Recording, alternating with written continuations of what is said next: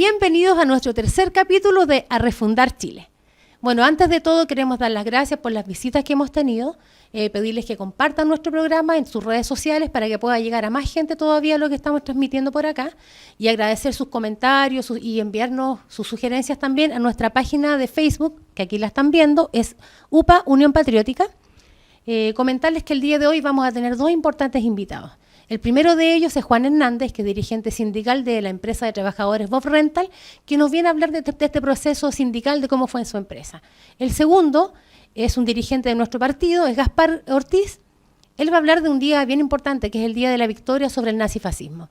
Así es que sean todos bienvenidos, y esto es A Refundar Chile.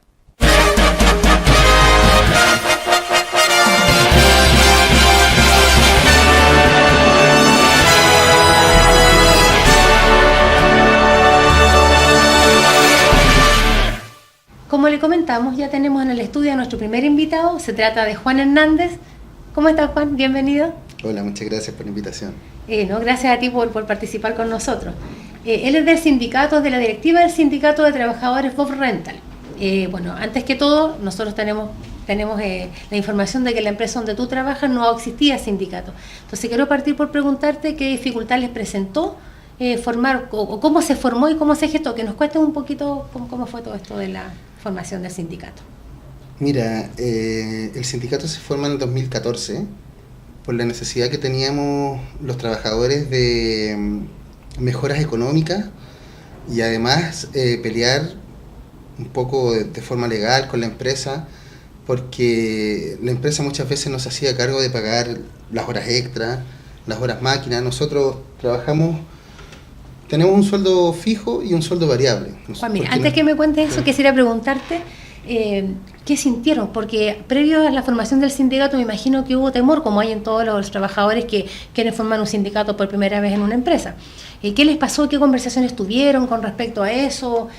¿Tuvieron temor de formar el sindicato? ¿Por temor a represalias? Sí, claro, siempre existe un temor por las represalias que pueda tomar la empresa, por los despidos. Muchas veces simplemente por el hecho de formar el sindicato te buscan echarte, despedirte.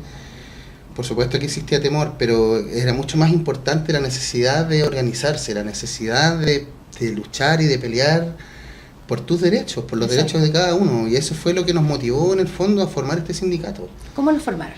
Mira, como te comentaba anteriormente, la empresa no se estaba haciendo cargo de algunos pagos que nos correspondían como horas extras, como horas máquinas. Nuestra empresa es una empresa de maquinaria pesada, entonces aparte del sueldo base tenemos un sueldo variable que se nos paga por cada hora que trabaja la máquina. O sea, a eso nosotros le llamamos hora máquina. Y muchas veces la empresa no te pagaba el 100% de la hora máquina, o te pagaba cuando a ellos se les daba la gana, o el sueldo, no sé, si correspondía a pagar el 30, pucha, te pagamos el 2, el 3. Había mucho abuso. Claro, es un abuso tremendo. Si algo no le parecía al jefe, te castigaba. ¿De qué forma? Te dejaba en el taller, ¿cierto? No te mandaban a terreno, lo cual significaba para nosotros una merma en nuestro sueldo inmediato. Por la hora máquina que Claro, por la hora máquina que recién te comentaba. Entonces eso nos motivó a formar el sindicato, y cuando las primeras veces que nos juntamos para formar este sindicato, aparecía el jefe en los lugares, los puntos de reunión que acordábamos. ¿Que era fuera de la empresa? Fuera de la empresa y fuera de horario, día sábado, día domingo, y aparecía el jefe ahí a ver quiénes eran los que estaban participando del sindicato, claramente con intenciones de tomar represalias. Por supuesto. Lamentablemente 2 compañeros fueron despedidos solamente por el hecho de participar y de aleonar a los compañeros para querer formar el sindicato. Y nosotros en una jugada un poco estratégica alcanzamos a formar antes el sindicato y pudimos tomarlos, claro, los pusimos en la directiva del sindicato.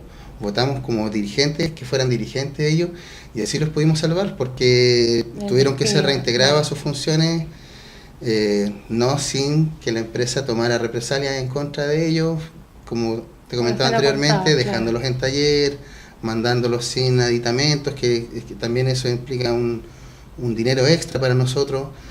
De esta forma la empresa abusaba y castigaba a cada uno de nosotros simplemente por el hecho de estar sindicalizado. Oye, Juan, cuéntame una cosa, ¿y cuántas personas comenzaron el sindicato?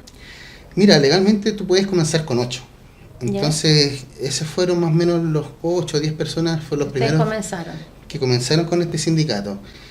Y después se fueron integrando más compañeros. Ahora, nuestra empresa en la que trabajamos nosotros es una empresa pequeña, que no debe tener más de 100 trabajadores. ¿Y cuántos tienen ahora? Y ahora en el sindicato somos 35.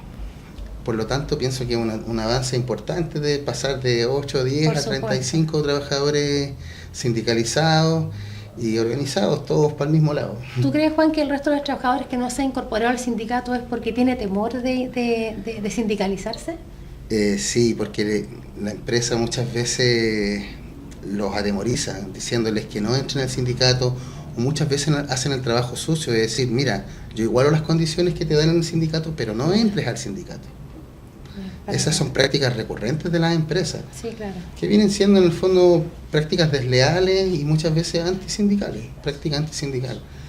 Eso es bastante recurrente en la empresa en donde yo trabajo. ¿Y cómo se podría hacer frente a esa situación para esas personas que la empresa lo llama por atrás para que no se sindicalicen? ¿Cómo crees tú que podrían, que podrían igual llamarlos para que se unan al lado de los trabajadores, si finalmente ellos son trabajadores como todos nosotros, como todos ustedes en este caso? Pienso que incentivándolos a la organización, dándoles muestra de las cosas que podemos lograr nosotros como sindicato, más allá de las reivindicaciones económicas, que son importantes, claramente. Por supuesto. La reivindicación de nuestros derechos, yo pienso que es tanto más importante que la reivindicación económica. El hecho de, no sé, de pararse de frente al jefe sin temor y decirle, oiga, tengo una organización que está detrás mío y me respalda en mis derechos, no sé, que no te puedan pasar por encima, echar o tener castigado porque al jefe se le ocurrió que tenía que estar ahí castigado porque algo no le pareció. Ya no estamos en la época medieval para que estén tomando este tipo de... Desde que el año del 2014, dices tú, que se formó este sindicato, al 2018, que estamos ahora, me imagino que habrán tenido conversaciones con la empresa, algún tipo de negociación. Sí, claro. Mira, en el 2014, a los pocos meses de formado el sindicato, tuvimos nuestra primera negociación colectiva, la cual no tuvo los mejores resultados, la verdad, quizás por la inexperiencia de nuestros dirigentes y de un sindicato recién formado, joven, no habían compañeros que tuviesen experiencia sindical previa. Pero ganamos algunas cositas, sí, ganamos algunas cositas. Pero ¿Me está hablando de la primera negociación? La primera negociación, sí. ¿Cuántas han tenido hasta la fecha? Tuvimos otra el año pasado, ¿Ya? Es la segunda, porque hemos negociado, lamentablemente hemos tenido que negociar por 3 años. ¿Y cómo le fue con eso? La segunda negociación fue bastante mejor que la anterior, pero quizás nos pusimos expectativas demasiado altas, no lo sé. ¿Qué ganaron ahora que antes no tenían? Mira, se ganaron varias cosas, se aumentaron los montos de varios bonos, por ejemplo. Pudimos lograr que la empresa tenía la costumbre de catalogar por antigüedad a los trabajadores, ¿Ya? De decir, ya, los que tienen 1 año ganan tanto, los que tienen 2 años ganan tanto, los que tienen 3 años ganan tanto. Nosotros pusimos un estándar para todos iguales. Perfecto. Para todos iguales. Eso fue uno de los cambios que hubo en esta negociación. Antes la empresa te daba un bono escolar, lo daba por trabajador. Ya, así fuese, tuvieras un hijo o 5, era el bono. ¿Te pagaba ahora, por un hijo? Por trabajador. Ya. Ahora nosotros pudimos lograr que ese bono se diera por hijo, lo cual igual es un avance importante. Muchos bonos, sobre todo un bono de cuando tú te vas a trabajar fuera, también se aumentó ese bono, que son, aparte de tu sueldo diario, son por ejemplo 15.000 pesos que te pagan extra, solamente por estar trabajando afuera. Entonces hay cosas que se han ganado, se han ganado. Nosotros, por ejemplo, en la remuneración mensual, sacamos un cálculo que se aumentó entre 60 y 80.000 pesos más de lo que ganábamos anteriormente. Qué bien. Lo cual no encuentro que sea... Bueno, que les permitió de todas maneras el hecho de estar sindicalizados. Claro, o sea, por supuesto, si no hubiésemos estado sindicalizados, no se habría conseguido, seguiríamos con las mismas condiciones antiguas, seguirían los mismos abusos. Quiero hacerte una pregunta que yo creo que es súper importante, porque ¿qué características crees tú que tiene que tener un dirigente sindical? Bueno, primero que todo, pienso que la honestidad es algo fundamental. la honestidad, que sea incorruptible, porque hemos visto muchas veces dirigentes que traicionan a sus compañeros, porque no se puede decir de otra forma, es una traición, claro. Y se venden a la empresa, qué sé yo, les ofreció unas luquitas por debajo, o los subió de puesto, de cargo, y se venden por migajas, traicionando la confianza de sus compañeros, de la organización sindical, y obviamente eso va haciendo que las personas dejen de creer en los sindicatos, dejen de creer en los dirigentes. Claro, sí. Por eso que pienso que algo importantísimo y fundamental es que sea honesto e incorruptible. Oye, Juan, y brevemente, que nos queda en honor al tiempo, quiero preguntarte, la verdad que les doy un mensaje a la gente que tiene ganas de sindicalizarse y que tiene temor. Muy breve, por favor, pero sería importante ese mensaje. Bueno, les diría que a pesar del miedo, a pesar del temor que puedan tener, es importante la organización sindical, es muy, muy importante organizarse, defender los derechos, para así tener una reivindicación económica más y valga la redundancia, los mismos derechos de los trabajadores. Es fundamental la organización sindical, fundamental. Eso, muchas gracias, queremos agradecer la presencia de Juan en el estudio y aquí muchas gracias por tu presencia también acá. Gracias a ustedes por la invitación. Gracias, Juan. Nos vamos a una pausa y volvemos nuevamente con A Refundar Chile.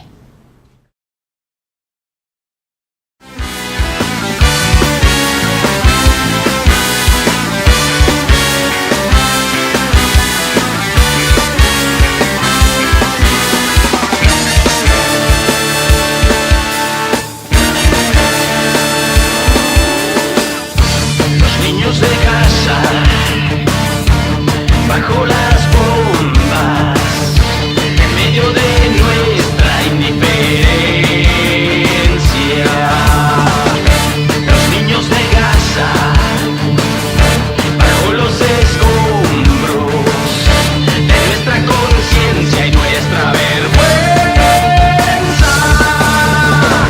exterminio, genocidio, holocausto de la humanidad. Exterminio, genocidio de un pueblo y su dignidad.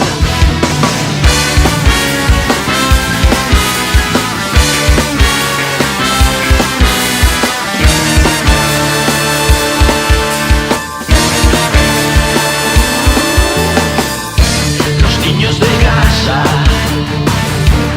bajo las botas, en medio de nuestra inoperancia. Los niños de Gaza, bajo las bombas, en nuestra conciencia y nuestra vergüenza. Exterminio, genocidio, holocausto de la humanidad. Exterminio, genocidio de un pueblo y su dignidad.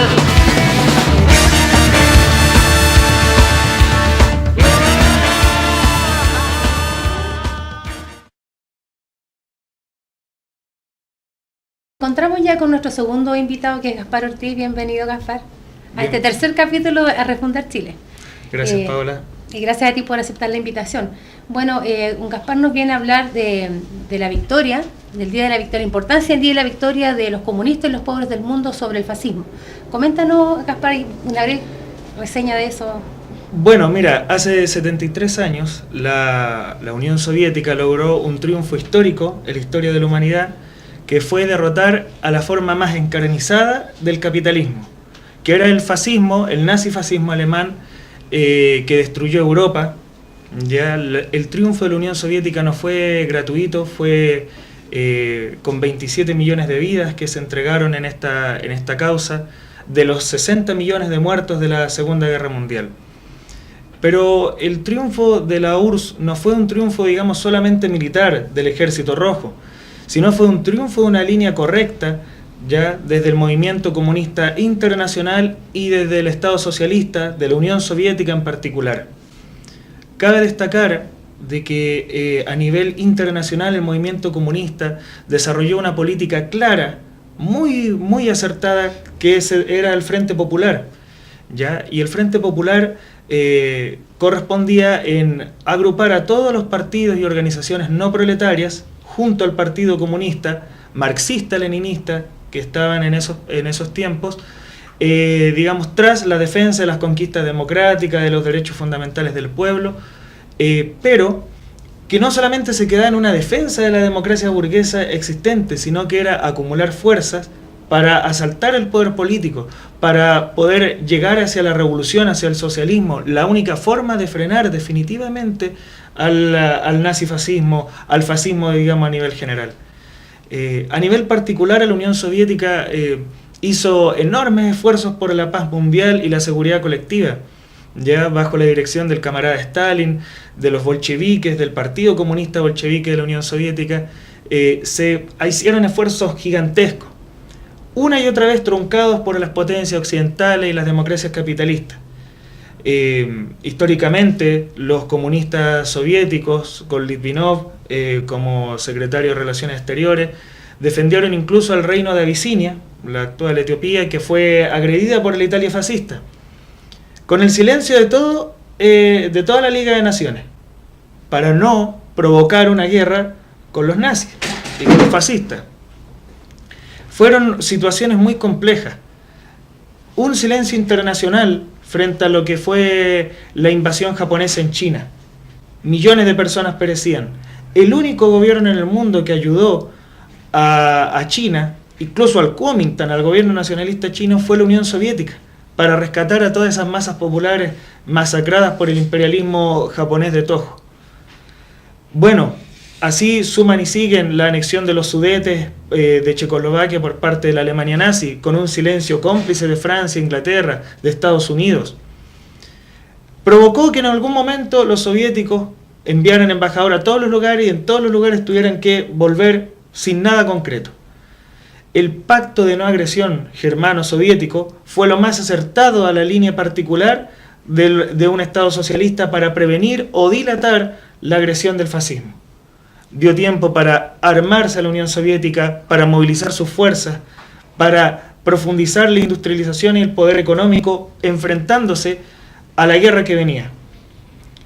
Finalmente, la guerra llegó el 22 de junio de 1941 en una masacre gigantesca a lo largo de 1500 kilómetros, la destrucción brutal desde Finlandia hasta el Mar Negro. O sea, pasó Bielorrusia, Ucrania, los Países Bajos, todo destruido.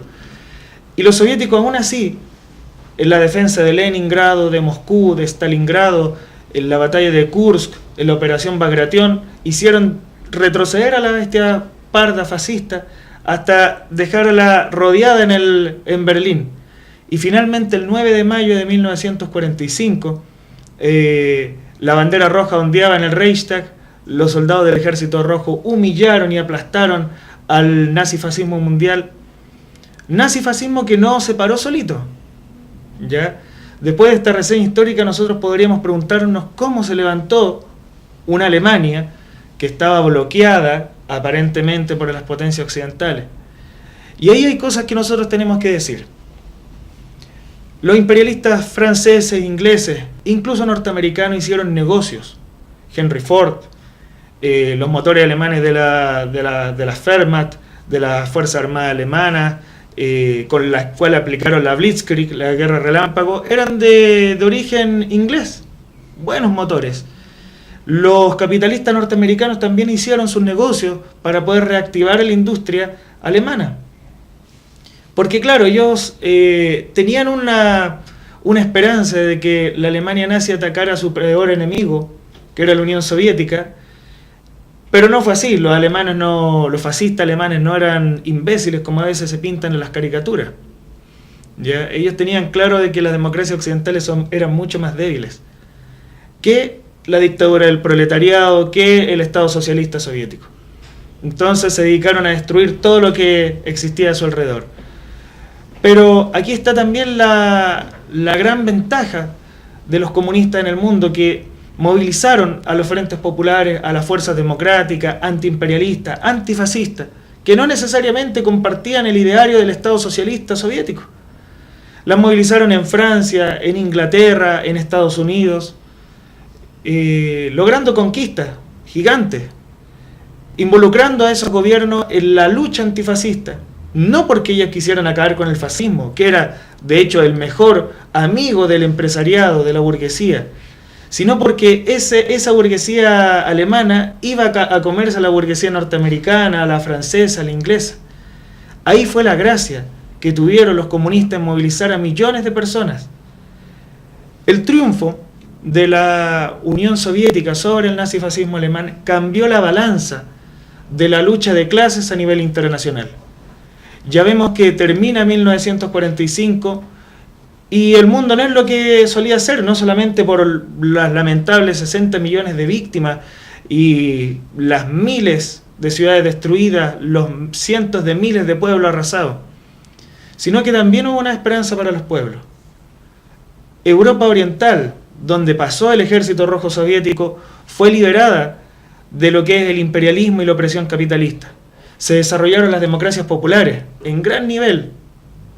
Pueblos incluso con la guía de los antifascistas y los comunistas se pudieron liberar sin el apoyo directo del ejército rojo, como lo fue Yugoslavia y Albania.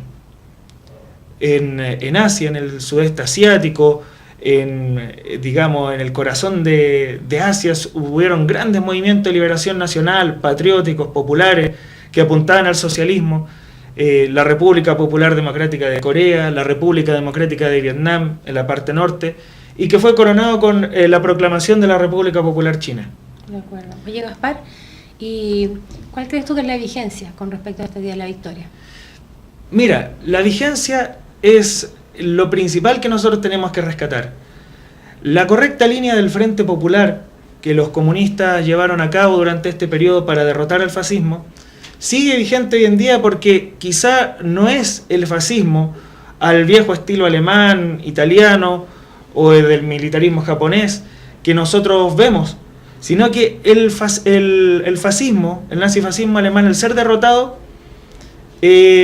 pasa su bastón al imperialismo norteamericano, quien administra todo lo que había dejado el imperialismo alemán y coloca como imperialismo secundario o lacayo a Francia, Inglaterra, ya a la República Federal Alemana por lo demás, y a una base militar que es Japón. Nosotros, con una línea correcta de Frente Popular, podemos movilizar a las amplias masas que tienen reivindicaciones nacionales, patrióticas, democráticas, bajo un programa común, ¿ya?, de salvación nacional, de búsqueda de la independencia. Hoy como ayer, la independencia nacional juega un papel fundamental en la liberación de los pueblos. Esta política de Frente Popular es tan importante a nivel nacional como lo es el internacionalismo proletario y la solidaridad internacional a nivel mundial.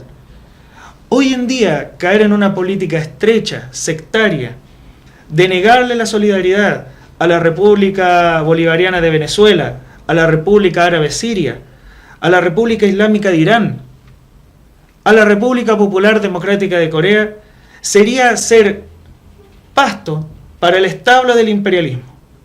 El imperialismo lo que busca es cercar a estos países, destruirlos.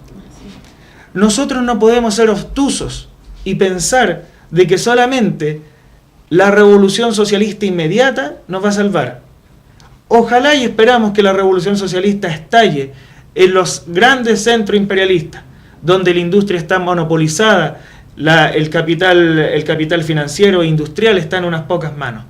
Pero sabemos que el eslabón más débil no es precisamente los centros industriales de poder, sino las colonias y los países capitalistas dependientes. Es allí donde se necesita urgentemente una revolución democrática popular, pero sin un amplio movimiento de masas, sin un amplio movimiento popular que coloque en el centro los derechos fundamentales del pueblo: la salud, la vivienda, la educación, la seguridad pública. No vamos a lograr captar esa gran masa, porque hoy en día, lamentablemente, una parte del movimiento social ha caído bajo la dirección y la conducción de las pequeñas burguesías que buscan solamente colocar sus intereses particulares en el centro y no los intereses generales del pueblo. Así es. Oye, Gaspar, nosotros queremos seguirte invitando a los futuros programas porque hay muchos temas que abordar, por ejemplo, el tema de Siria, de Palestina, así es que, bueno, te vamos a seguir invitando para que hablemos de estos temas y queremos dar los agradecimientos a los invitados de hoy, ahora particularmente a Gaspar, que nos vino a visitar en este tercer programa de Refundar Chile, y eso, pues, así que quedas muy bienvenido y cordialmente invitado en el futuro. Muchas gracias, Paola. Gracias a ti, Gaspar. Nos vemos entonces en la próxima edición. Que estén muy bien.